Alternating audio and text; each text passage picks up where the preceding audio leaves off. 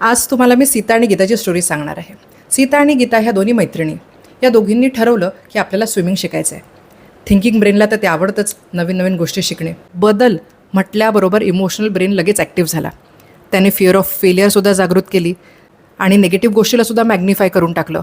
जीवाला धोका आहे, काहीतरी होऊ शकतं, जमणार नाही, अशा माइंडसेटमध्ये दोघीजणी दुसऱ्या दिवशी पाण्यात उतरल्या.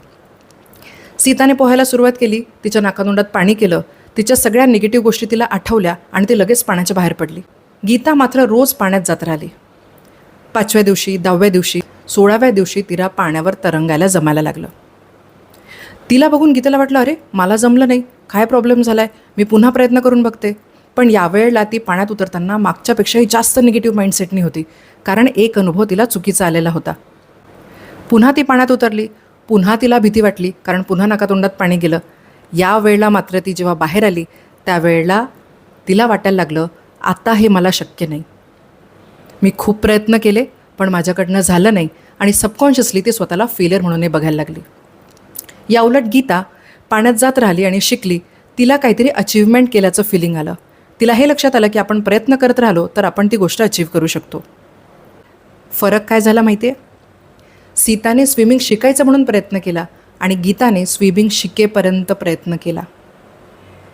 आपण ज्यावेळेला कुठला बदल सुरू करतो त्यावेळेला ब्रेनला तो धोका वाटत असतो, त्यामुळे ब्रेन त्याला रेजिस्ट करतो. पण आपण जर अपुरे एफर्ट्स घेतले तर ब्रेनच्या ह्या सगळ्या निगेटिव्ह गोष्टींना आपण शिक्कामोर्तब करत असतो.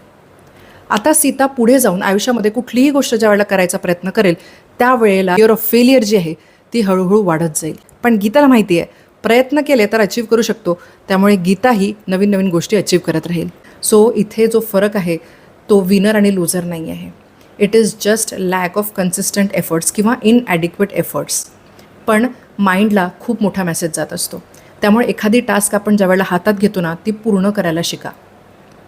वजनाच्या बाबतीत, फिटनेसच्या बाबतीत, बुक लिहायचं आहे, आयुष्यात कुठलीही गोष्ट आपल्याला फायनान्सेस शिकायचे आहे, हे आपण आपल्याशी ठरवतो पण ह्या गोष्टी आपण पूर्णच करत नाही आणि मग ब्रेनला कुठेतरी आपण फेलियर आहोत असं वाटायला लागतं. तुम्ही फेलियर नाही आहात. एकदा जी गोष्ट तुम्हाला अचीव करायची आहे ती गोष्ट अचीव करेपर्यंत प्रयत्न करा. यश तुम्हालाही नक्की मिळेल.